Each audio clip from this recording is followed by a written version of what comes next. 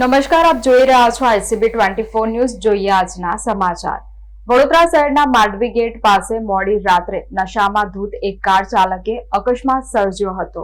વડોદરા શહેરના સૌથી ભરચક એવા માંડવી વિસ્તારમાં રાત્રે કાર ચાલકે રસ્તા પરથી પસાર થઈ રહેલી એક મહિલાને જોરદાર ટક્કર મારી હતી. આ અકસ્માતમાં મહિલા ગંભીર રીતે ઇજાગ્રસ્ત થતા તેમને તાત્કાલિક સારવાર માટે હોસ્પિટલ ખસેડવામાં આવ્યા છે. અકસ્માતને પગલે ઘટના સ્થળે લોકોના મોટા ટોળા એકત્ર થઈ ગયા હતા. પ્રાથમિક માહિતી મુજબ કાર ચાલક દારૂના નશામાં ધૂત હોવાનો સ્થાનિકો દ્વારા ગંભીર આક્ષેપ કરવામાં આવી રહ્યો છે. આ ઘટનાની જાણ થતાં જ પોલીસ કાફલો ઘટના સ્થળે દોડી ગયો હતો અને વાહન ચાલક ખરેખર નશામાં હતો કે નહીં તે અંગે મેડિકલ તપાસ સાથે કાયદેસરની કાર્યવાહી હાથ ધરી છે. પોલીસે કારના ચાલકની ધરપકડ કરી વધુ કાયદેસરની કાર્યવાही શરૂ કરી છે.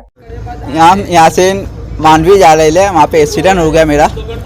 यहाँ से हम 3 जन थे. एक मेरी वाइफ थी, मेरा छोकरा था, एक मेरा. ये 4 व्हीलर के साथ हुआ एक्सीडेंट. पीछे ये ठोक मारी सर, नशे की हालत में था. सोचना थी वहाँ पे पुलिस थी, उसको ले गए Pani gate police station, city police station था. ज़्यादा का पैर उसका मोच खा गया, गाड़ी चढ़ गई पूरी, टूट ही गया पैर.